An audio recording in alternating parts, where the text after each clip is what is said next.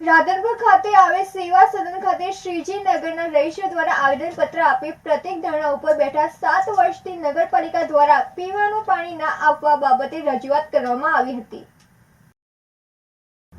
પાટણ જિલ્લાના રાધનપુર ખાતે આવેલ સેવા સદનની કચેરીએ શ્રીજી નગરના રહીશોને છેલ્લા 7 વર્ષથી નગરપાલિકા દ્વારા પીવાનું પાણી ના આપવાને લઈને રાધનપુર નાયબ કલેક્ટરને આવેદનપત્ર આપી પ્રત્યેક ધરણા ઉપર બેઠા નગરપાલિકા દ્વારા છેલ્લા 7 વર્ષથી શ્રીજી નગરના રહીશોને પાણી આપવામાં ના આવતું હોય, પીવાના પાણીની અને વાપરવાના પાણીની હાલાકી પડતી હોય, વારંવાર નગરપાલિકા સમક્ષ રજૂઆતો કરવા છતાં કોઈ પણ જાતની લોકોની ચિંતા કર્યા વગર ગેરનિદ્રામાં સુધી નગરપાલિકા પીવાનું પાણી ન આપતી હોય તેને લઈને આજ રોજ શ્રીજી નગરના રહીશો રાધનપુર ખાતે આવેલ સેવા સદન કચેરી ખાતે પહોંચ્યા હતા। આવેદનપત્ર આપી પ્રત્યેક ધરણા ઉપર બેઠા હતા। રાધનપુર ખાતે સરકારના ખોટા દાવા સાબિત થઈ રહ્યા છે। જળ સે નળ યોજનાની વાતો કરતી સરકાર આ પુરાવા લોકોને 7 વર્ષથી પીવાનું પાણી ન મળતું હોય, ન છૂટકે ગાંધી ચિંધ્યા માર્ગે લોકોને આંદોલન કરવાની ફરજ પડી હોય, નગરપાલિકાની બેદરકારીના કારણે લોકો પાણી વગર કરી રહ્યા છે। 10 વર્ષથી અમે રહીએ છીએ પણ અમને પાણીની સુવિધા નહીં। અમે પાણી વગર અમે ચમચમ કરીએ, પાણી અમારે ટેન્કર મંગાવીને અમારે પાણી પીવાનું કરીએ છીએ। અમે ટાંકા બન્યા પણ અમારે પાણી નહીં મળતું। અમે લાઇટનું નહીં અમારે ઠેકાણું, અમારા રોડનું નહીં ઠેકાણું। અમારો રોડ વરસાદ થાય ને તો આટલો ગાળો કીચડ હોય, અમે વરસાદમાં પાણીમાં હેડીએ। અમારે છોકરાને બધા અમારે કેટલું આમ પરિસ્થિતિ થાય છે। અમારે તો કંઈક કરવું તો પડે ને સરકારને, તમારે તો સમજવું પડે ને। એમ તો કરાય ને કે ના કે કોઈક બચાર ગરીબી હે તારે આટલું ગાય આટલું કરે છે બધા વસ્તી, તો સમજવું સહાયતા દેવી પડે ને તમારે સાહેબને। અમે સાપરામાં રહીએ છીએ, અમારે કેટલી પરિસ્થિતિ આવે છે। શ્રીજીનગરના રહીશો આંદોલન આ આંદોલનની અંદર રાધનપુર મહિલા શહેર કોંગ્રેસ પ્રમુખ જ્યોતિબેન જોશીએ પણ સમર્થન આપ્યું હતું અને લોકોને પીવાનું પાણી મળી રહે તેના માટે લોકોની સાથે રહી લડત કરવાની ખાતરી આપી હતી અને નગરપાલિકા પાણી આપે તે માંગણી પણ કરી હતી। ભરત સથવારા સાથે નંદિની જોશી, સિટી ન્યૂઝ રાધનપુર। અમે છેલ્લા 10 વર્ષથી દરેક મામલતદારશ્રી, ધારાસભ્યશ્રી અને દરેક ઓફિસરોને પાણીની સમસ્યા વિશે નગરપાલિકામાં વારંવાર ધક્કા ખાધા છતાં પણ અમારો કોઈ પ્રશ્ન સાંભળતું નથી અને આજ દિન સુધી અમારે પાણી માટે ખૂબ જ તકલીફ પડે છે। એના માટે અમારે પાણીના ટેન્કર પણ લાવવા પડે છે। એટલે અત્યારે પાણીની વિકટ સમસ્યા છે અને આજે અમે પ્રાંત સાહેબશ્રીને આવેદનપત્ર આપ્યું છે। જ્યાં સુધી અમારો પાણીનો પ્રશ્ન સોલ્વ નહીં થાય ત્યાં સુધી અમે પ્રત્યેક ધરણા પર બેઠા છીએ। માલપુર સરકારી આઈટીઆઈ મોડાસા દ્વારા ગીતા જયંતીની ઉજવણી કરાઈ હતી। અરવલ્લી જિલ્લા માલપુર તાલુકાની સરકારી આઈટીઆઈમાં આવતા અંતરિયાળ વિસ્તારના વિદ્યાર્થીનીઓને ગીતા જયંતી ઉજવણીમાં ઇસ્કોન મંદિર મોડાસાના મનુ ભીષ્ટમ પ્રભુ, સામાજિક કાર્યકર નિલેશ જોશી, અનિલ પ્રભુ દ્વારા વિદ્યાર્થીનીઓને 5000 વર્ષ પહેલા કૌરવ પાંડવ વચ્ચેના યુદ્ધ દરમિયાન કુરુક્ષેત્રના મેદાનમાં ભગવાન શ્રી કૃષ્ણ દ્વારા અર્જુનની ભગવદ્ ગીતા સંભળાવવામાં આવી હતી। આ ભગવદ્ ગીતાના વિવિધ અધ્યાયોમાં મનુષ્ય જીવનમાં કેવી રીતે જીવવું તે બતાવવામાં આવ્યું છે। ભગવદ્ ગીતાના વિવિધ પાસાઓ વિદ્યાર્થીઓને સમજાવવામાં આવ્યા હતા।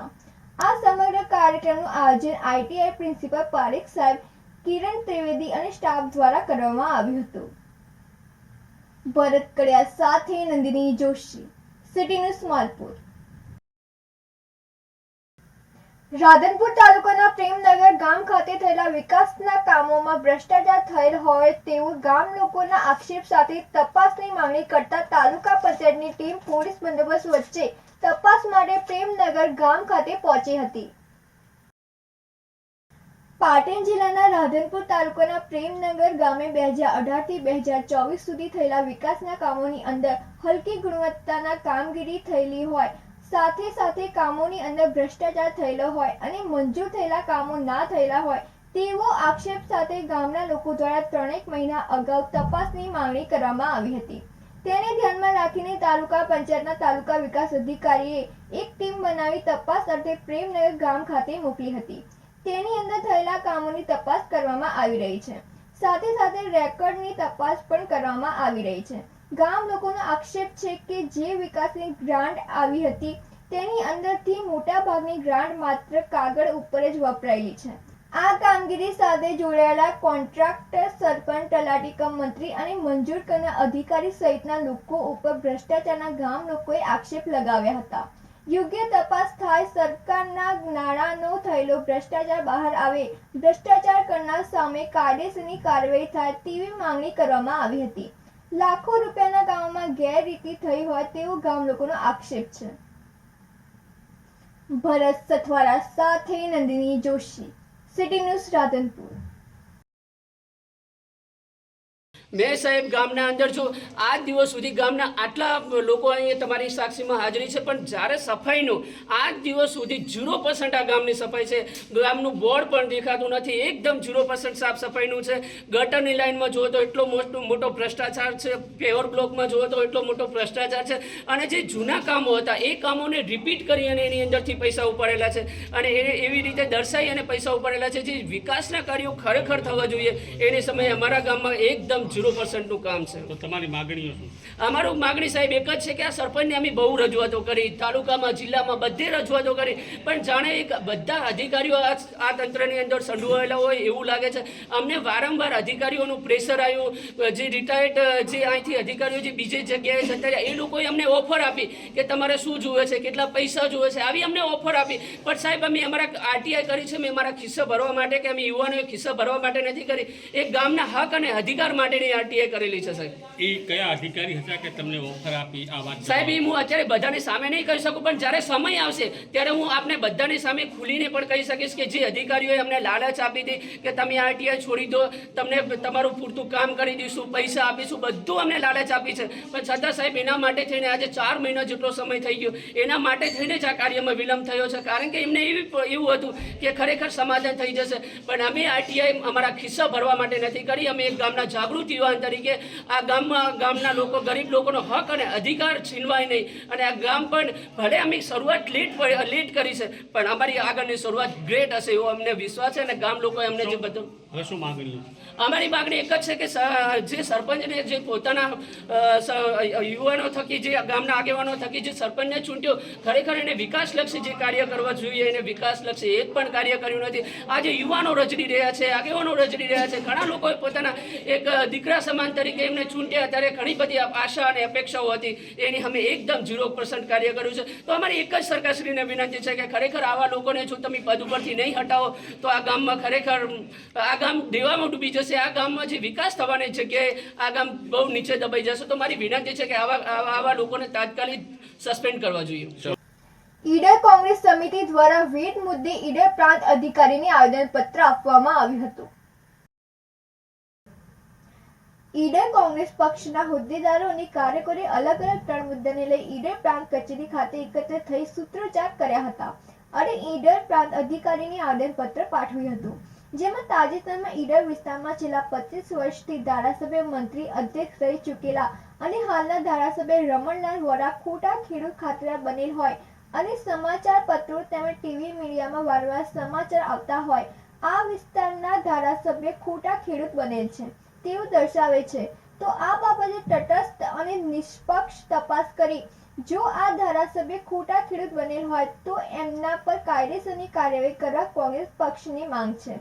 ભૂતકાળમાં ઈડરના એક ઇસમ ખોટા ખેડૂત બનેલ હતા, તેમને જેલવાસ થયેલ છે. તો આમાં પણ નિષ્પક્ષ તપાસ કરી કાર્યવાહી કરવા તેમજ ઈડર શહેરમાં ટ્રાફિકનો મુદ્દો ઘણા વર્ષોથી પ્રજા માટે સિરદર્દ સમાન છે. ભારતીય જનતા પાર્ટીના શાસકો દ્વારા વારંવાર પ્રજાને ભોળવી અને મતોની ટ્રાફિકની સમસ્યાને હલ કરવા માટે બાયપાસ વચન આપેલ લેવા છતાં આજે પણ પ્રજાજનો ટ્રાફિકની સમસ્યાથી ત્રસ્ત છે. વધુમાં રેલવે તથા રોડનું કામ ચાલતું હોય પ્રજાની સમસ્યામાં વધારો થયેલ છે. આ બાબતે વૈકલ્પિક વ્યવસ્થા કરી પ્રજાને ટ્રાફિકની સમસ્યામાંથી મુક્ત કરવા કોંગ્રેસ પક્ષની માંગ કરી હતી. સાથે ઈડરના સદાતપુરા અને જવાનપુરા ગ્રામ પંચાયતનો ઈડર નગરપાલિકામાં સમાવેશ કરવા મુદ્દે પણ વિસંગતતાઓ હોય. ઈડરથી એકદમ નજીક લાલોડા, ગંભીરપુરા, મોહનપુરા અને સાપાવાડા જેવા ગામોમાં સરકારી કોલેજ, આઈટીઆઈ, કોર્ટ જેવી કચેરી આવેલી હોવા છતાં તેમને ઈડર પાલિકામાં કેમ સમાવવામાં નથી આવતો તેનો વિરોધ વ્યક્ત કર્યો હતો અને આ બાબતે તાત્કાલિક અસરથી કાર્યવાહી કરવામાં આવે તેવી માંગ કરવામાં આવી હતી. જો સત્વરે કાર્યવાહી નહીં થાય તો આગામી સમયમાં ગાંધી ચિંતા માર્ગે આંદોલન કરવાની તેમજ ઈડર બંધનું એલાન આપવાની કોંગ્રેસ પક્ષને ફરજ પડશે તેમ જણાવવામાં આવ્યું હતું. રાજેશ ચાવડા સાથે નંદિની જોશી, સિટી ન્યૂઝ ઈડર. પ્રદેશ કોંગ્રેસ સમિતિના આદેશ અનુસાર વારંવાર ટીવી મીડિયામાં અને પ્રિન્ટ મીડિયામાં આવતું હતું કે ભાઈ આ વિસ્તારનું પ્રતિનિધિત્વ કરતા માનનીય રમણલાલ વોરા સાહેબ કે જે છેલ્લા 30 વર્ષથી ભારતીય જનતા પાર્ટીના ધારાસભ્ય તરીકે અહીંથી ચૂંટાઈને માનનીય મંત્રીશ્રી પણ બન્યા છે, અધ્યક્ષ પણ બન્યા છે. એ પોતે બોગસ ખેડૂત ખાતેદાર બની અને પાલેજ ગામમાં અને અહીંયા અમારા દાવડમાં જમીન ખરીદી અને ખોટા બોગસ ખેડૂત ખાતેદાર બન્યા છે એવું વારંવાર ટીવી મીડિયામાં આવવાથી ઉપર પ્રદેશ સમિતિથી આદેશ હતો એટલે અમે તપાસ કરી કે ભાઈ આ વસ્તુ શું છે. પણ ખરેખર અમે એમને તપાસ કરી એમને દાવડની જમીન તો વેચી મારી છે, પાલતની પણ જમીન વેચી મારી છે. પણ ખરેખર આમાં શું છે એ તથ્યોની તપાસ અને ચકાસણી કરવા માટે આજે આવેદનપત્ર આપવાનો કાર્યક્રમ અમે રાખ્યો હતો અને માનનીય પ્રાંત કલેક્ટરશ્રીને અમે વિનંતી કરી છે કે ભાઈ આમાં ચોક્કસ પ્રકારે માનનીય મંત્રીશ્રી અને ભારતીય જનતા પાર્ટીની સરકાર હોય, પોતે મંત્રીશ્રી રહી ચૂકેલા હોય, આ વિસ્તારનું પ્રતિનિધિત્વ કરતા હોય અને જો બોગસ ખેડૂત બનેલા હોય તો એમની સામે કાયદેસરની કાર્યવાહી કરવાની થાય એવી માનનીય પ્રાંત કલેક્ટરશ્રીને અમે ડિમાન્ડ કરી છે.